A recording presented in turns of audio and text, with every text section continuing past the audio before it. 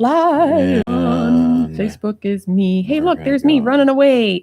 Oh my goodness, here we are. We're going to go ahead and do this, and we're going to go ahead and do this, and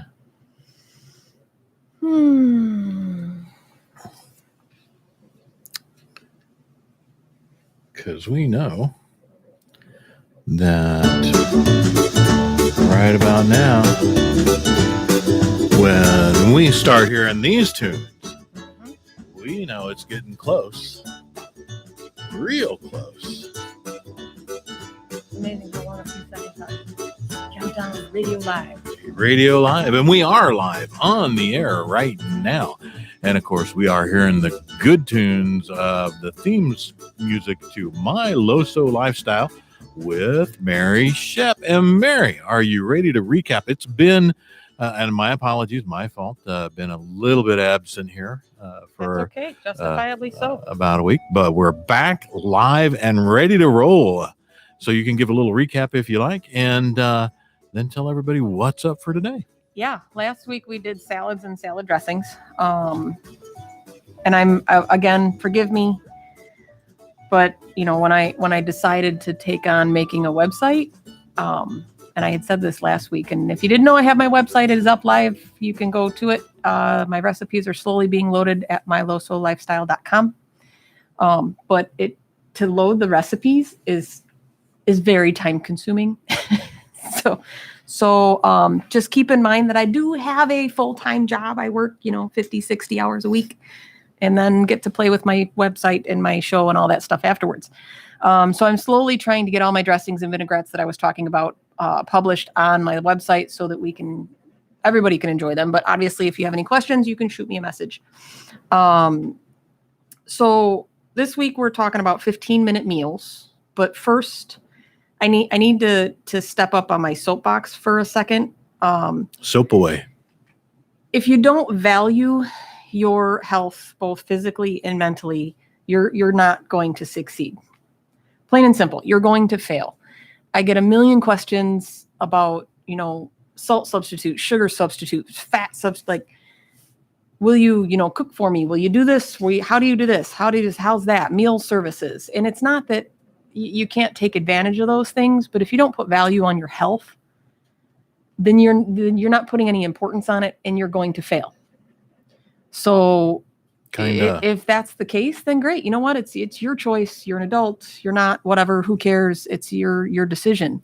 But don't pretend like you're fooling anybody when you cry, woe is me, that you have a heart condition or a liver condition or whatever condition.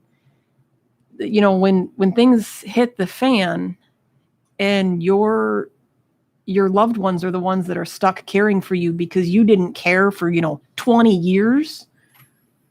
And that's a real realization for me, simply because of the fact that with my health, I think about that constantly. I don't want to be a burden on my husband.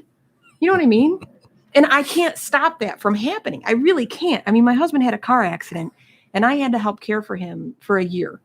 I mean, care for him. He had 6 broken bones and a shattered knee and a broken hip. Shower, bathroom. You don't know caring for someone until you literally have to lift up a 200-pound person just to help them pee. I mean, it's not disgusting. It's not gross. It's pretty simple. But when you're me and you got to lift up and help figure out how to move a person. Yeah.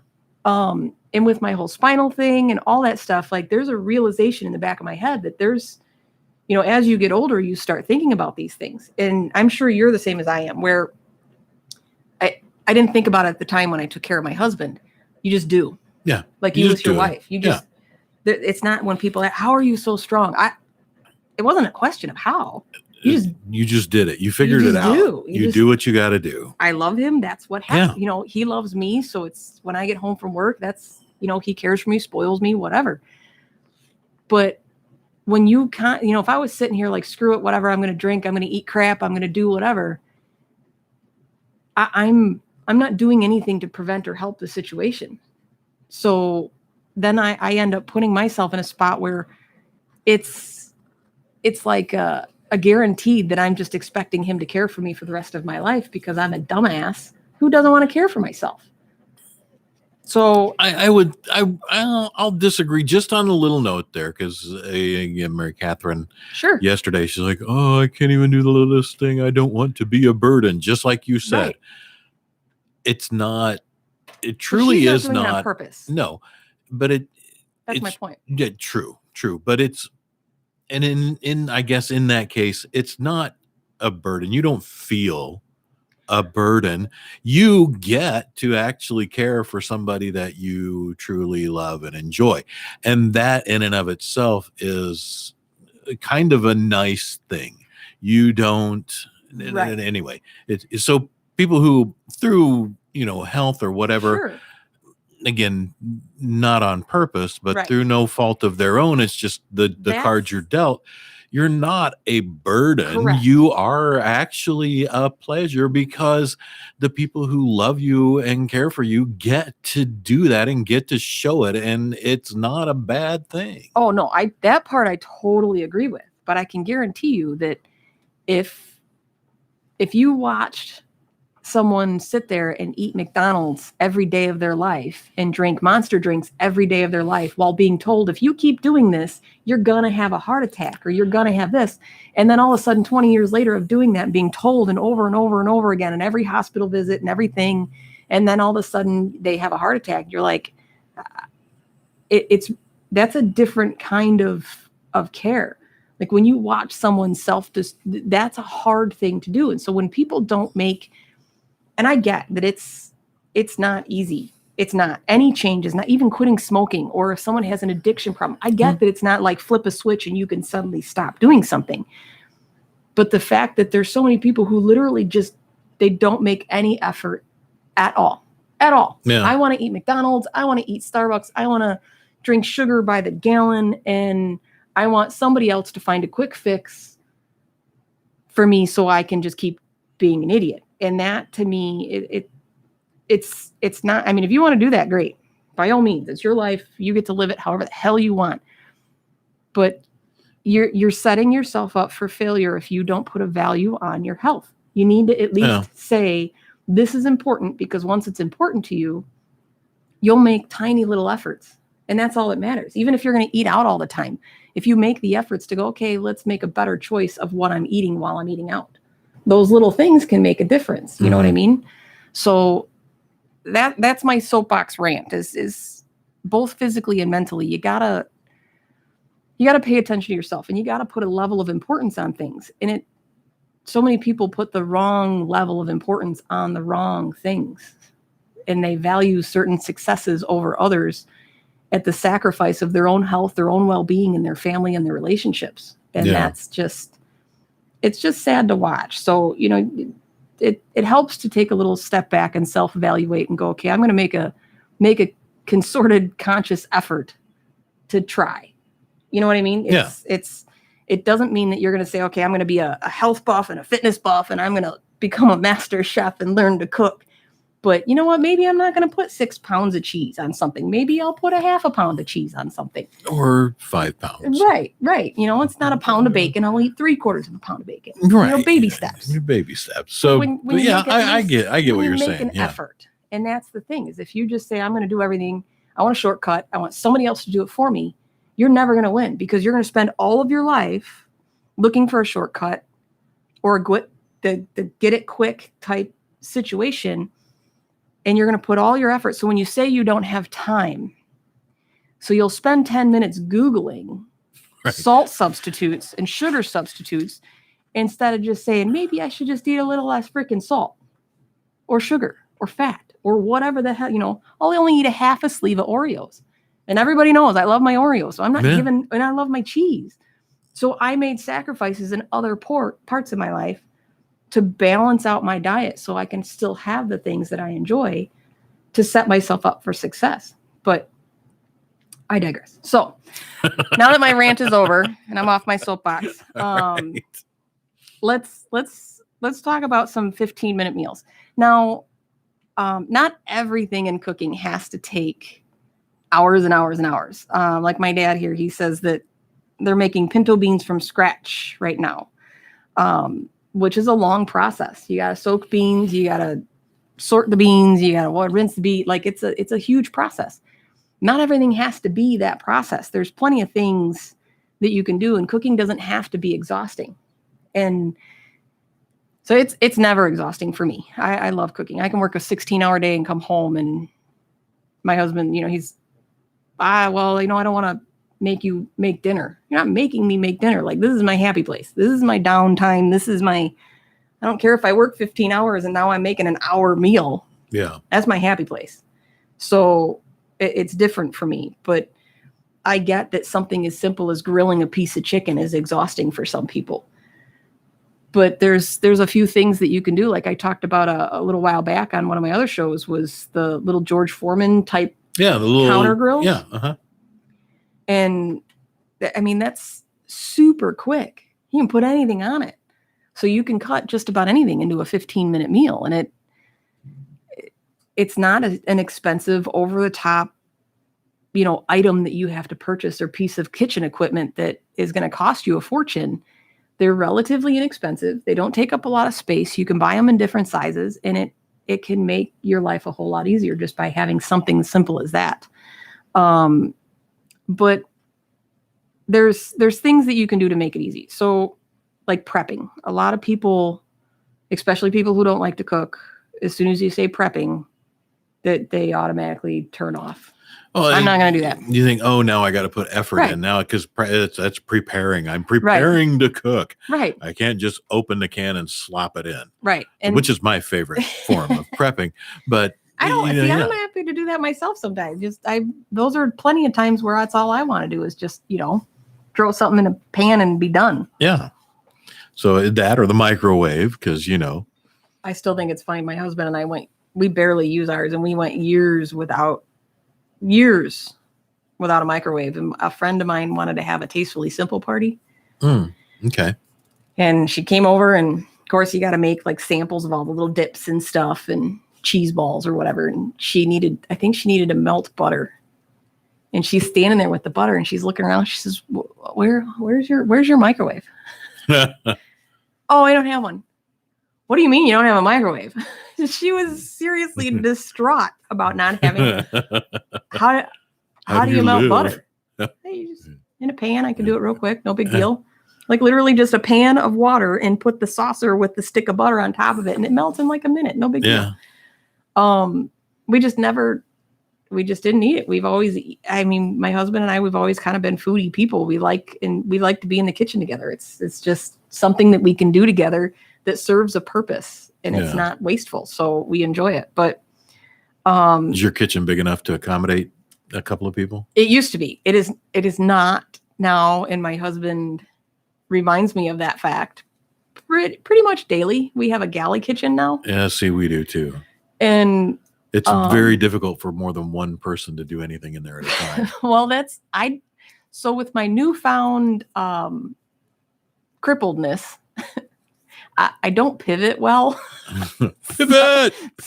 So I tend to get in the way a lot. So he can move much faster than I can, but if I turn around and he's there, I'm going right into him, because I don't pivot well, so I can't quite shift as quick as other people.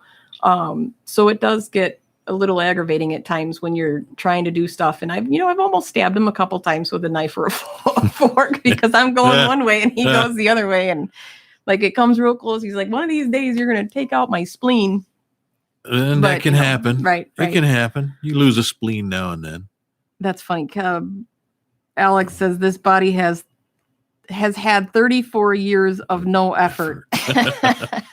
You put a lot of effort into no effort. Well, a lot of time into no effort. Right. That's where he values the important part, is the effortless effort.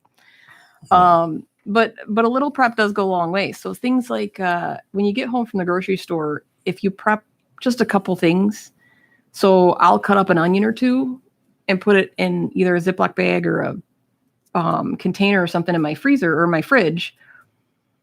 Because then all week long, if I make something as simple as a sandwich, I can put chunks of onion on it, or vegetables or peppers or celery or whatever it is that you like. So if you're making a salad, and you can get them on Amazon, and I'm sure anywhere else, but they're the food grade. Usually you see them that have like the Chinese sweet and sour sauce in them, the plastic tub. Oh yeah, the little plastic Grammy thing or whatever. They seal. It's like you can get them in quart, half quart, whatever. You can get them all the different sizes, but they seal fantastically because they're to-go containers, food grade to-go containers for restaurants.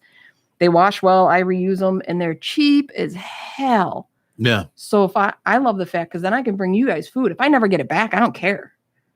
So it's not that big of a deal to me. Were those yours that were sitting up there for a while? I noticed they're gone now. Mm-hmm. Are they still there? They're behind the peanut butter, but they match the whiteboard. All right.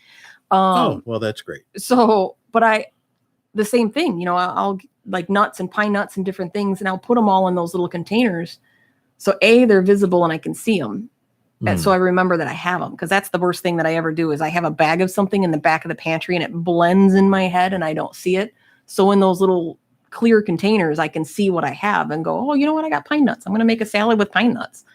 But prepping a couple vegetables makes a lot of you can make an omelet 1,000 times better because it's got, chopped onions and peppers and whatever in it, or even bacon. Make a pound of bacon and put it in a bag. And you've got crumbles of bacon for salads and sandwiches and whatever. And it's fantastic. And even someone like me who's low sodium, if you get bacon with less salt in it, the crumbles go a long way. Yeah, they do. And even now, because I've got, my wife's like, well, here, why don't you get this bacon? I'm like, well, it doesn't have any, it's not like been smoked or anything. I said, no, but look, no nitrites and no nitrates, not nitrites, nitrites, but no, so it's quote unquote healthier bacon. Right. So, but it actually, you get the pure taste of it. Mm-hmm. It's not that bad. It's actually pretty good. Right. And that's what I get. As long as it's not turkey bacon. I can't do turkey bacon. Yeah, no, turkey bacon. That's just turkey. Yeah, turkey just needs to quit trying so hard. I know. Just be itself. Just get low salt bacon. Yeah. But when you can prep a little bit like that, it makes a huge difference. The other thing that I do is I'll season chicken, and depending on whether or not I'm going to use it soon or later, will determine whether or not it goes in the refrigerator or the freezer. But if I buy a huge pack of chicken, whether it's tenders or thighs or whatever it is, and to be honest with you, a lot of times I'd buy a whole bird and cut it up myself because it's way less expensive. And once you do it like 2 times, it's not as hard as you think it is. Mm. But you can pre-season it and throw it in the freezer. And that way, if it's in individual portions, if I need to make dinner for me and my husband, I can pull out how many portions I need. If I'm just making something for myself quick to have a lunch or a sandwich or a dinner or whatever, because I work retail, I work odd hours. So it's not always that my husband might eat at 4 or 5 or whatever. And I don't get home till 9. If I want something that's actually cooked, it's super easy to make. And I don't have to thaw a big batch of chicken. When you have a slice of chicken, like the thin sliced breast, 10 minutes under running water, and it's thawed enough to fry in a pan real quick, and it cooks fast. Yeah, chicken does cook pretty quick. All protein really does if it's not a roast. Yeah. So because we do, well, my wife marinates it, so that actually kind of slows it down a bit. But like we would do it on just the grill outside, gas grill or the charcoal grill or whatever. And, 5 minutes on each side, you're good to go, really, pretty much on a nice thin, marinated thing. So. Yeah. Oh, and again, with those little counter grills, you don't even have to wait for the grill to heat up. Well, yeah, true, actually. Because that's the only difference between the little counter grill and the big grill out back. And I love my grill, but obviously it takes time for it to heat up to a proper temp. Well, we have the smoker out back, and with the Texas box on it, the little thing, and then we have the gas grill out front. So our gas grill, the propane grill, is on our front porch, and so we are the neighbors who are sitting on the front porch grilling, watching people drive by. So freaking redneck in northern Illinois. But awesome. It's right out the front door. It's right there. It's quick. It's easy. Yeah. Well, that's super redneck, but it's part of my roots. Yeah. Roots. Wash. horse your stuff for your roots. Yeah. But yeah, I do a lot, I haven't as much lately just because I'm burning the wick at both ends with everything, but buying in bigger packages, it's more cost effective.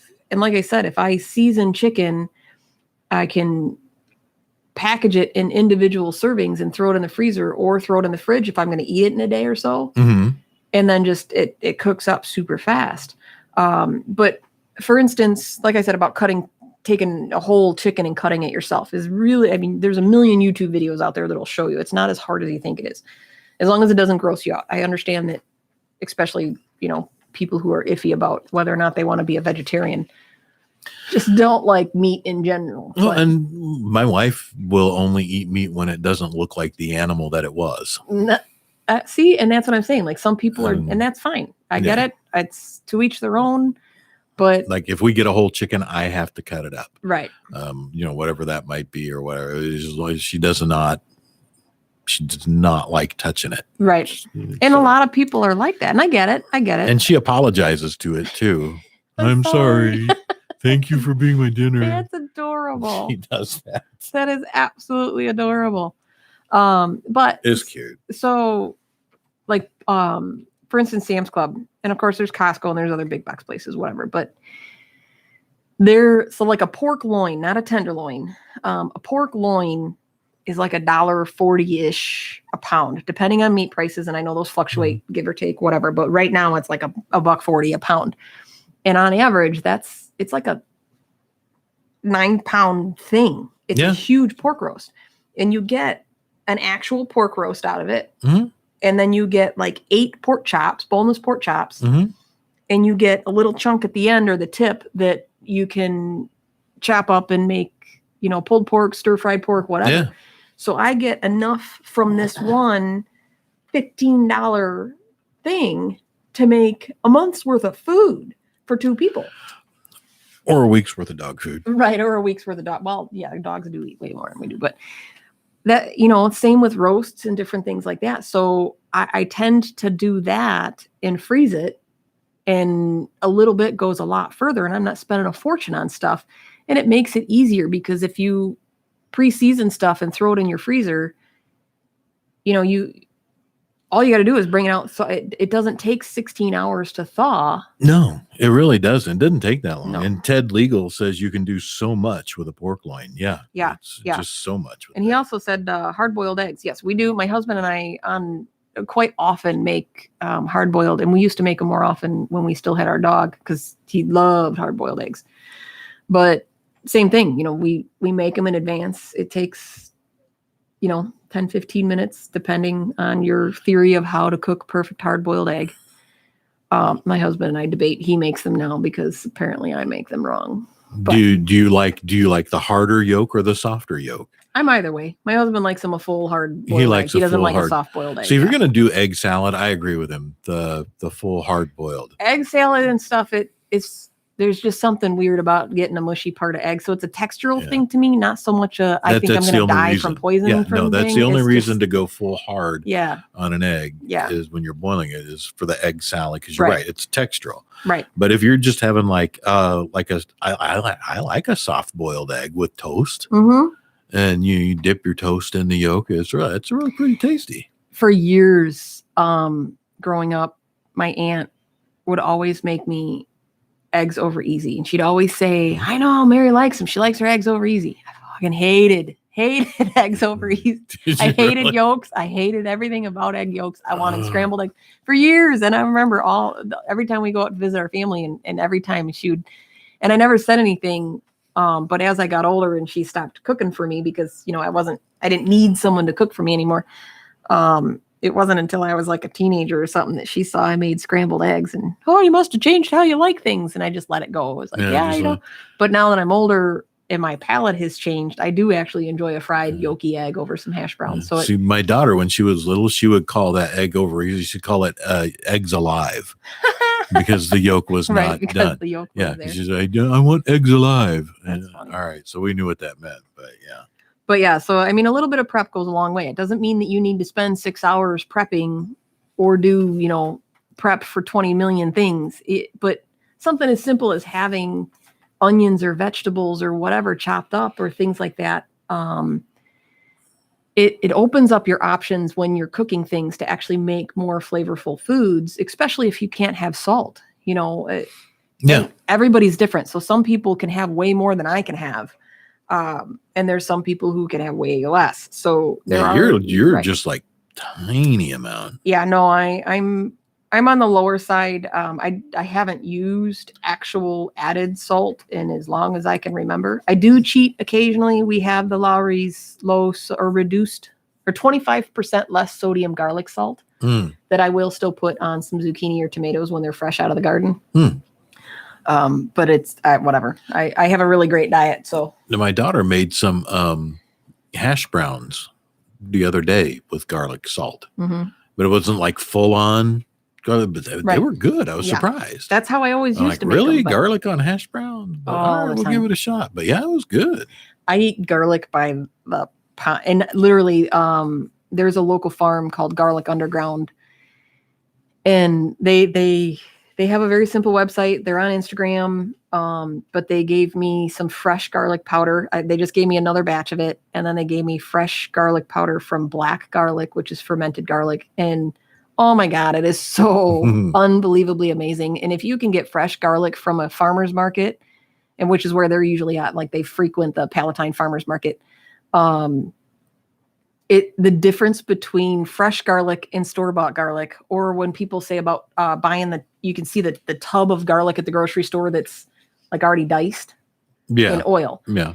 I used to use that all the time until I discovered the difference between fresh garlic and farmer's garlic, because it makes a huge difference in the flavor. It's so much stronger. You can actually taste the differences between the different garlics. It's absolutely fabulous. So I've said it before, I'm a garlic slut. I use the crap out of it, and I will only use fresh garlic anymore. But this thing actually is my little garlic grater. I know the radio people can't see this, but it's handheld. The visuals work great on the radio, but right? Go ahead and describe it. It's a little bit bigger than a microplaner. So when you see people on a Food Network use a microplaner for like lemon zest, that's like a rasp.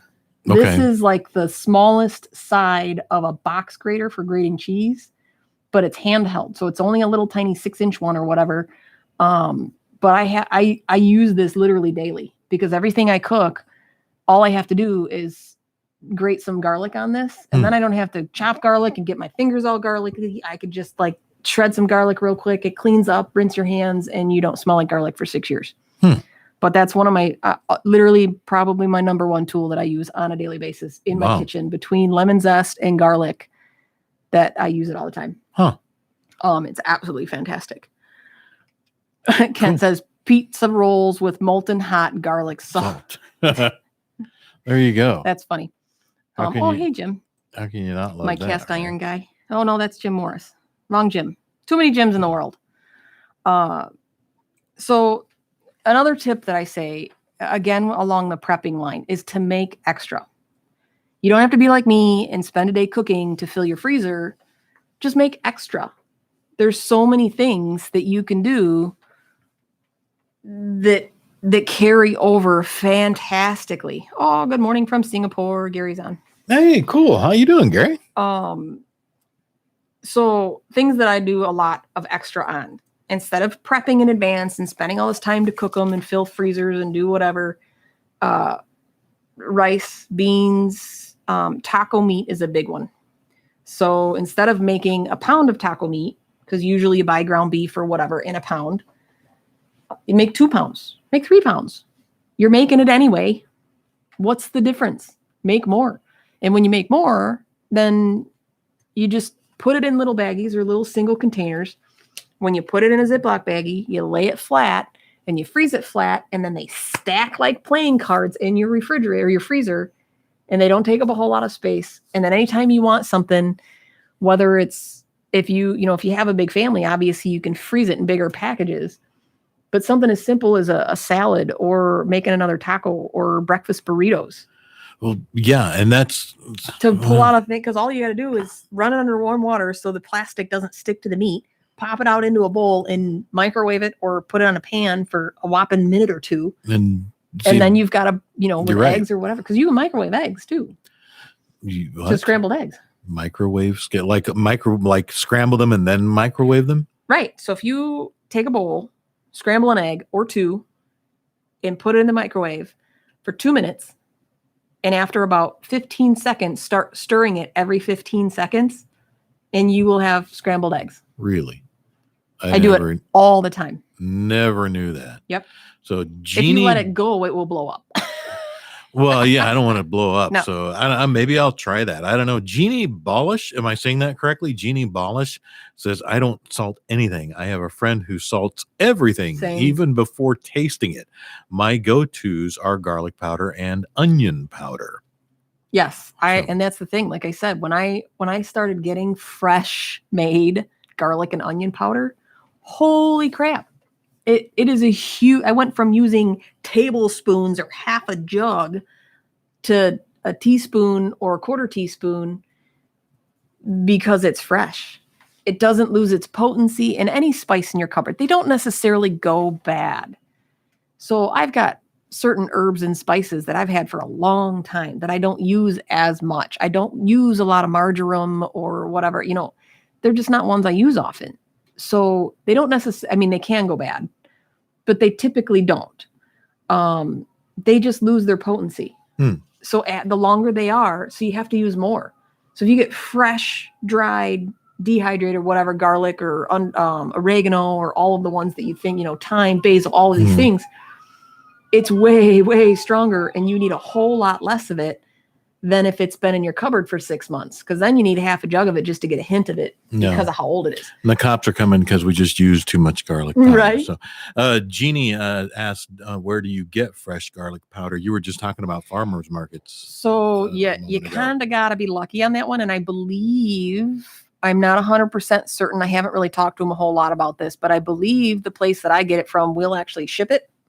Garlic Underground is a local farm here, a garlic farm that they sell it at the farmers markets.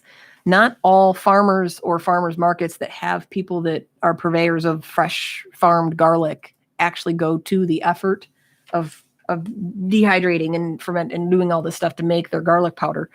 I am lucky that mine does, and I go through it like a crazy lady. So, but you go out to the Palatine.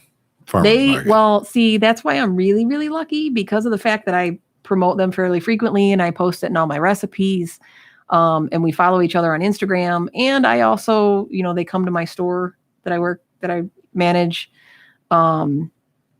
So they'll bring it straight to me most of the time.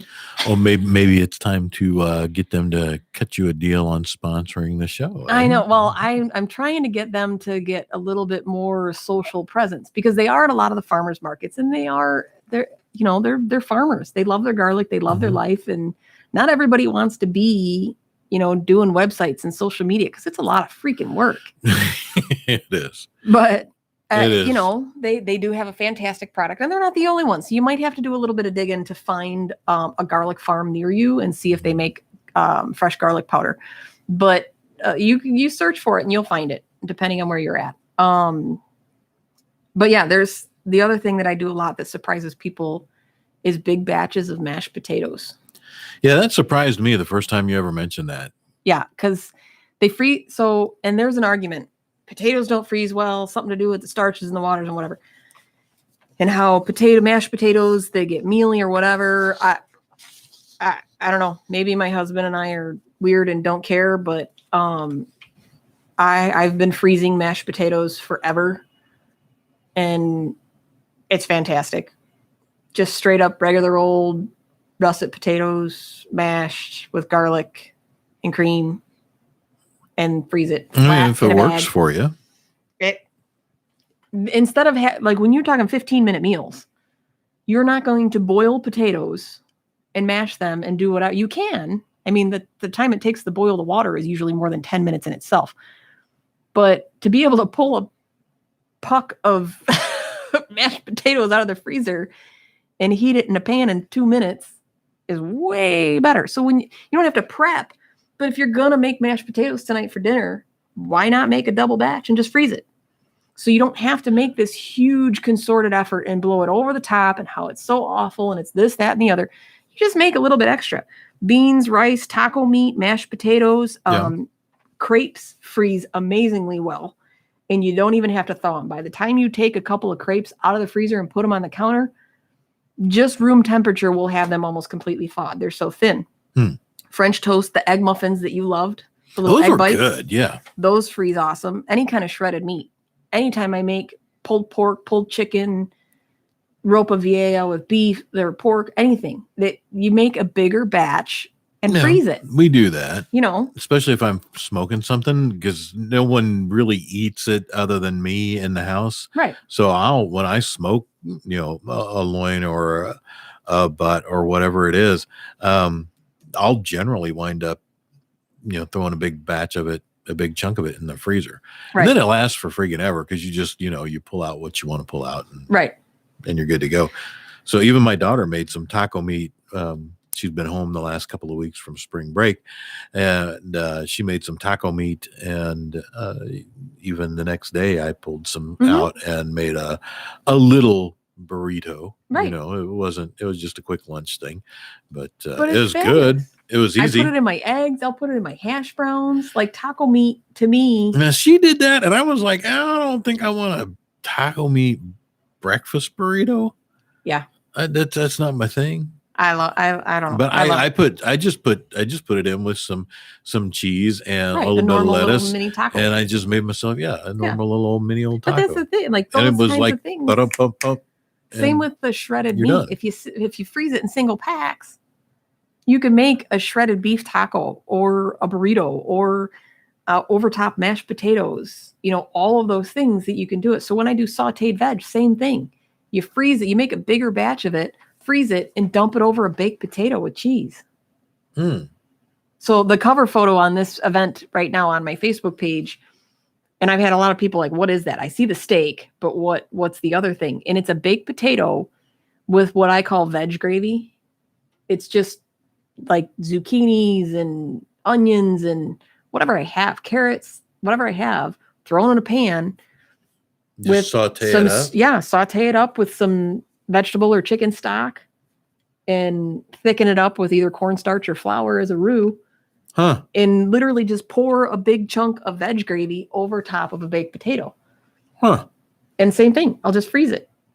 I just make a bigger batch of it. Is that what you use that the wine you have there? I do. So that's the other thing. So it's always fun driving down the road with a wine in your cup holder. And then the first time in probably a decade, I had a police officer follow me all the way here. Granted, it's not open, but it would have been my luck that on my way to all the way to the studio. I can't drink. The one person that literally can't drink, has cirrhosis of the liver, is driving down 31 with a 6-ounce bottle of wine in her cup holder.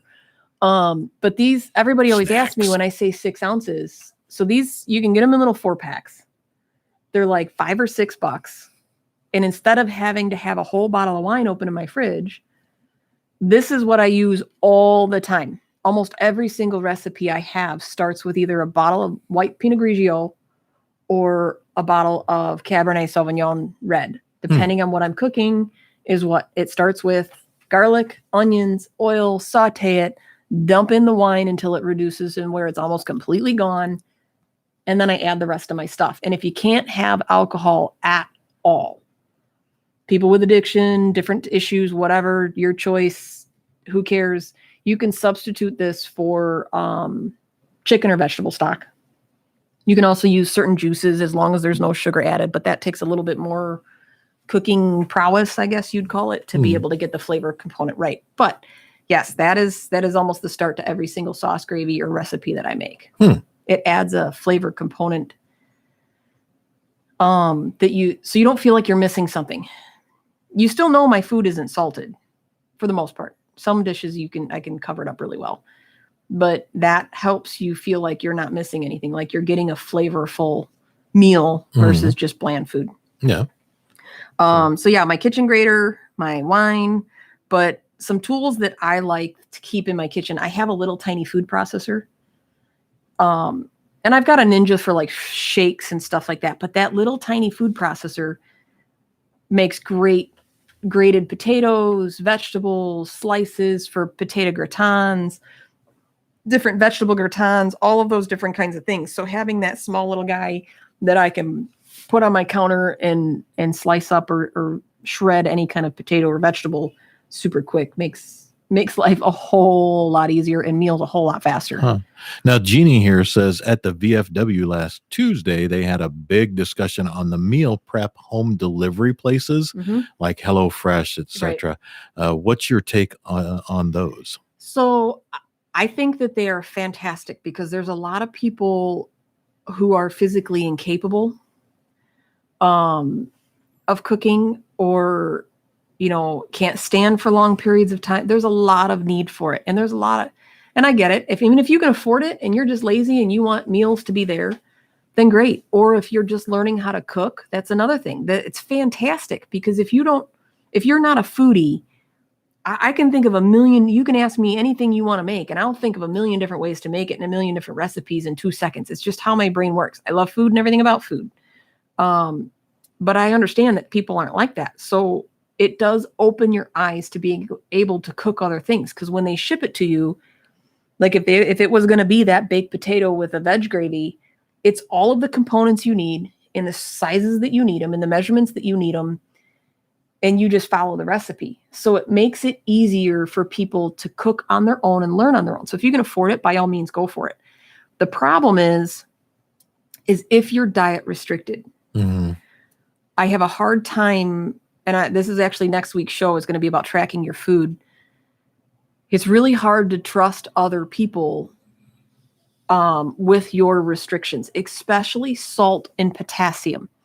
So if you look at any label or you look at any food tracker, every single food, and I was discovering this the other day because someone pointed out the nutrition specs were wrong on one of my recipes and they were 100% correct. It was way off, way off. So I looked and I fixed it, but a lot of them, because they're basing it off of what's reported from a label. Okay. And manufacturers, A, it's a voluntary thing for the most part, and B, what they report is not complete all the time. So they just started forcing, or not forcing, but requiring, or however you want to say it, because it's still not technically a requirement. It's a whole big gray area. Potassium. So if it's not on the label, you'll get something that says 0 potassium. Fish is high in potassium. So I'm looking at my recipe going 0 potassium. I have a low sodium website with nutritional specs, and 90% of the people who go to my recipes are on heart medications that have to watch their potassium. So I know that I'm not the end all be all, and it says that it's, an estimate and you can't go by me and do things at your own risk. I am not your doctor. Right. But at the same time, I'm putting it out there. I'm not going to knowingly say, okay, this is low in or no or 0 in potassium or high in calories or sugar or whatever. So the thing with, and that's the thing with the delivery places, is a lot of times they're going based off what's on a package, and they don't necessarily know your dietary requirements. So what they think is low sodium or low sugar or low carb might not be for you. So you really have to dig deep to make sure that it's something that is gonna suit your needs. But I'm all for them. I personally don't have that kind of disposable money, but maybe one day, someday, as we get more and more partners of 216 the net, 216thenet.com, and My LoSo Lifestyle with Mary Schepp. Me.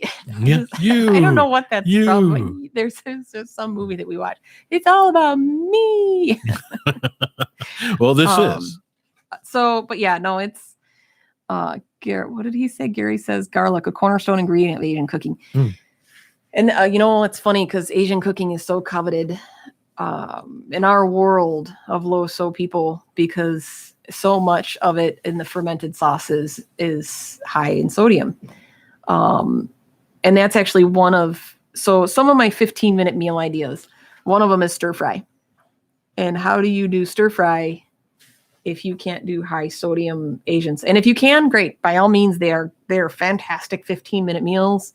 You have a screaming hot pan, thinly sliced meat of some kind, and mushrooms if you're vegetarian. You can swap out the meat for like sliced portobellos. You can just add the sliced portobellos just because they're so freaking good. But I love those things. Some veg, some garlic, some ginger, And if you can't do soy sauce, something that you can substitute is liquid aminos. Liquid what? Liquid aminos. Which are what? Amino acids are, it has like a salted component. So it tastes a lot like a soy sauce does, but you have to, so it doesn't have as much. An average soy sauce is like 1,000 milligrams per tablespoon. Yeah, it's like soy is really salty. Right. Yeah. Low sodium soy sauce is like 500 milligrams of sodium. So it's really just less sodium, not low. Usually in Asian dishes, they like ladle it in, which is why it tastes fantastic. Me personally, I have found fermented products don't affect me as much as added salt does, but that is my own personal body. Everybody reacts differently. So don't go out drinking soy sauce just because I said it doesn't affect me the same as it affects other things. You've got sweet potato pancakes in here? Yeah. Well, so the other thing with soy sauce or stir fry, I've done Dijon mustard, like a Dijon mustard vinaigrette that I would use for salads with my stir fry. And it's fantastic and super low sodium. So it tastes really, really good. It's not a soy stir fry. No. But it's still a Dijon mustardy, garlicky, good vegetable meat dish that's fantastic. Yeah, it's going to taste pretty good. But yes, sweet potato pancakes. So again, that's one of those things you would think is like a time, labor intensive dish. You would think. I mean, I would think. Right. I thought until I made them, literally, because prepping for my show last week and the week before, I was like, okay, what are 15-minute meals? Because I don't think about that. I just freaking cook. So when I do this for the show, I got to actually like practice this because I don't care if it takes me 3 hours. Effort, right? If I'm going to tell you it's a 15-minute meal, I'm actually going to look at the clock and say, is this really a 15-minute meal? So how did you make that a 15-minute meal? So I have and if you want to do it on the box grater, you can. I don't have the stamina and I'm lazy. Mm-hmm. I have my little tiny food processor. It's a cheap, super loud. You could probably hear it 16 counties over. I've had it forever. It's like the worst piece of crap ever, but it keeps on chugging. And it's probably not the worst if it keeps working and it works right. So it's probably really freaking good. Right. Even if it's cheap. Sometimes the price doesn't denote quality. But it even has suction cups, so it sticks to the counter because it vibrates so loud. And I'm not even kidding. It came with suction cups, so it doesn't move across the counter. But it's a tiny little thing. But it works, Bob. And all I have to do, whether you peel it or don't peel it, is your preference. You can eat the skin of a potato. It's actually part of the most nutritious part of it. But it takes 2 seconds.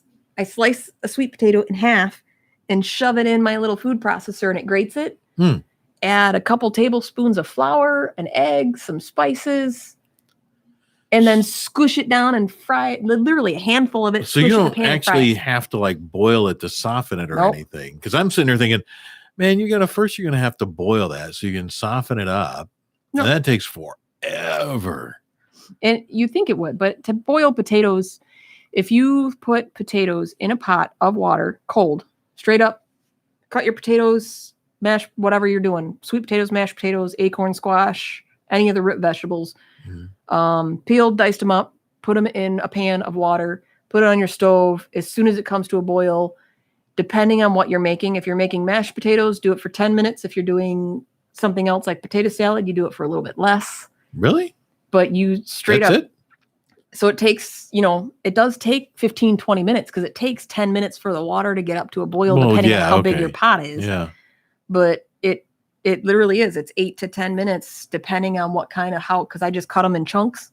If you're boiling a whole potato, the problem is the outside of the potato gets mushy before the inside of the potato gets cooked. Yeah. So I just cut them in big 1-inch chunks. Okay.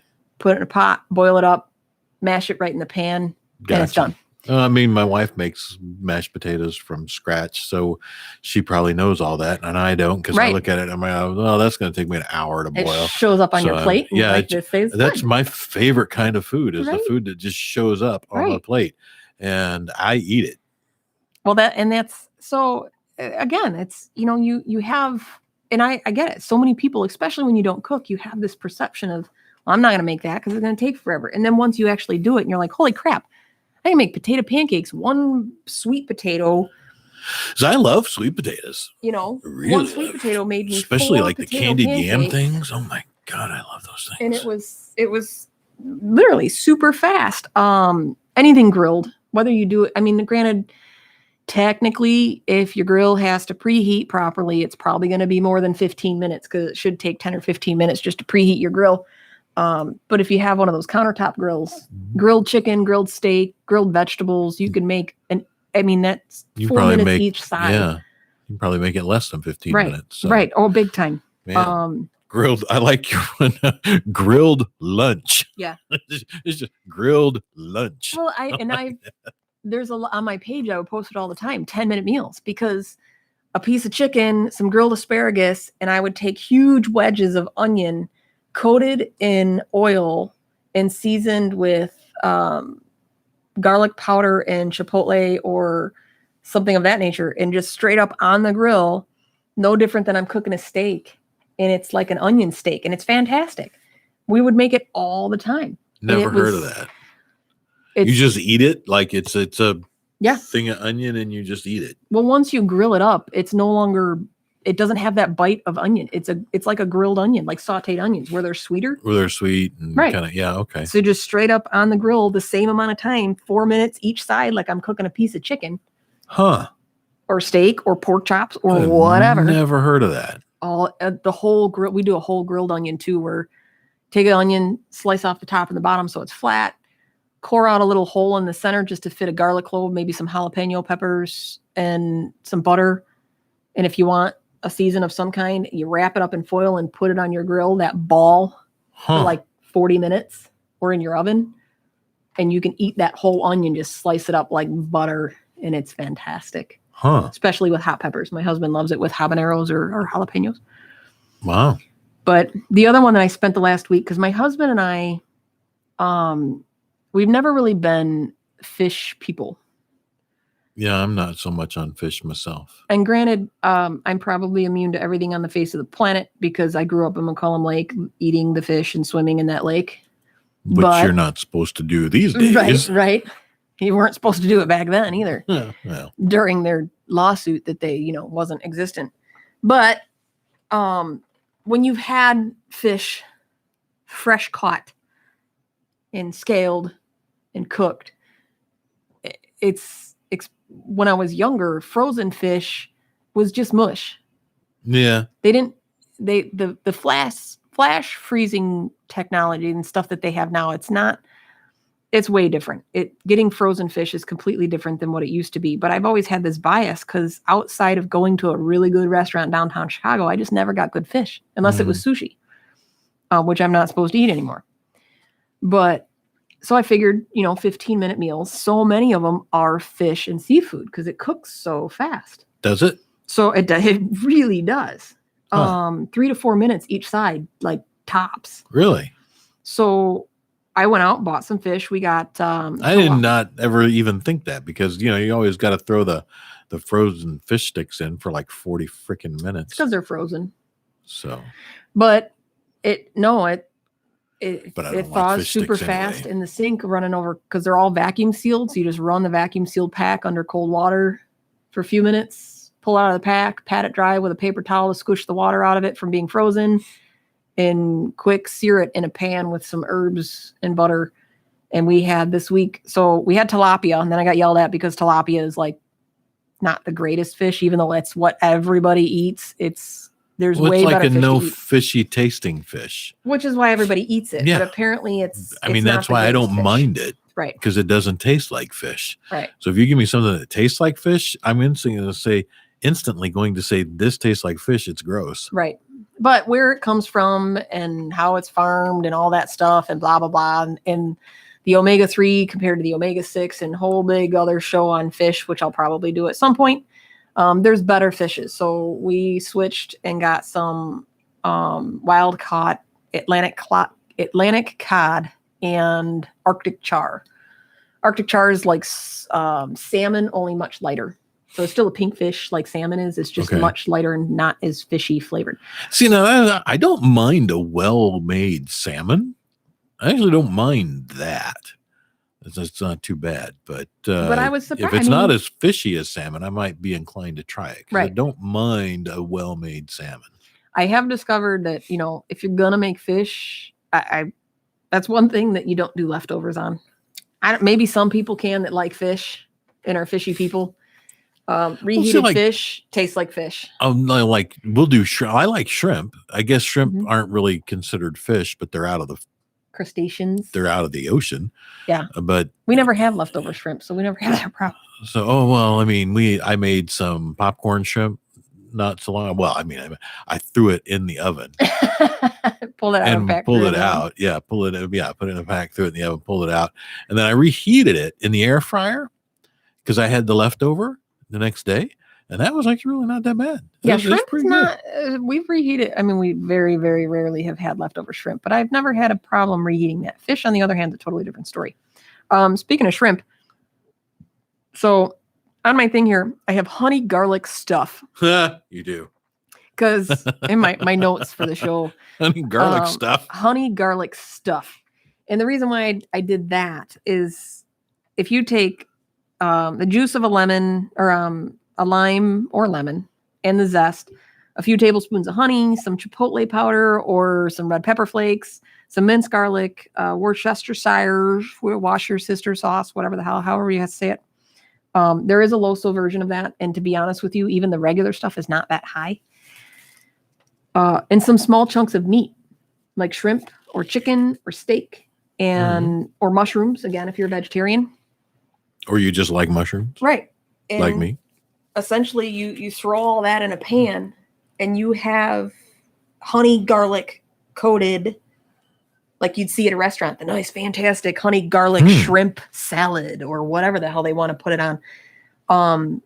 Top it with some green onions or scallions, or not scallions, chives, because green onions are scallions. And you have a fantastic dish. Serve it over rice, pasta, potatoes, whatever, or just eat it plain, put it in a burrito, put it in a whatever. But honey garlic stuff is fantastic. And I'll do that with vegetables too, like asparagus or something. Oh, so good, so quick, easy, super. It does sound. I like honey. I'll eat honey right out of the jar. It's reminiscent of like a, like you'd think of barbecue chicken, like a honey garlic barbecue glazed chicken or something like that. It's just missing that barbecue component. If you want, you can add tomato stuff and some liquid smoke, and it'll be more barbecue-y. Well, now, believe it or not, we're just at 3 minutes here. So you got 1, 2, 3 items left. Can you do an item in a minute? So naan pizza. Naan is I think it's an Indian bread. It's not. It's a bread. Most of it that I see in the store has sodium in it, like regular bread, no different. But you can get 0 sodium naan, and it's super tasty, fluffy, but you can make a quick pizza out of it. So if you can afford the extra sodium, just grab the naan and you can put, some quick smeared roasted garlic and whatever. It makes super easy, quick pizzas. Soups. People don't think of soups as a 15-minute meal. I make my tomato soup all the time from scratch, super quick. And that recipe is on my website. And Gary says, yes, naan is Indian flatbread. It's so tasty. And it also is easy to make on your own. But if you're looking for a 15-minute meal, you can eat it with, beans, rice, all this other stuff, but it makes great little pizzas. So pasta dishes. The only reason I didn't really necessarily say pasta dishes are 15-minute meals is because the amount of the time that it takes to boil the water and cook the pasta tends to be a longer meal. Yeah. Now, angel hair pasta and certain things like that, or fresh pasta, cooks really fast. But my stove sucks and it takes forever to boil water, so it's not typically a 15-minute meal. This is not the Food Network where you've got someone that has a pot of boiling water prepped and ready for you to go prepped and make ready your to meal. So it is a little bit different. But most pasta dishes, outside of boiling the noodles, grilled shrimp, grilled chicken, like the honey garlic stuff I was talking about, throw that over some pasta. Yeah, and you're good to go. I make one pot dishes all the time. Huh? They're all over my page. So we got about maybe 30 seconds left. That's here. A lifetime on the radio. It is. Tell them how they can find you outside of the show. So obviously support the station, download the app, 216 the net, share it with your friends. Everybody spread the word. It's a great station. They support my show and I love them for it. And my new fantastic website that I'm super proud of. Just be patient with me. And if you spot something that I screwed up, don't hesitate to let me know so I can fix it because it's just me. MyLoSoLifestyle.com. MyLoSo lifestyle.com. It's my work in progress. It's my baby, and it's slow going, but it's good and it's up, and I love it. Yeah, it's fantastic. Awesome. So we'll be back next week, Thursday at 11 a.m. Track and food. All right, everybody, have a wonderful rest of your day. Woo-hoo. Thanks for joining Mary Schepp here on My LoSo Lifestyle on 216 the net, 216thenet.com, real life radio. Do, do, do, do, do, do.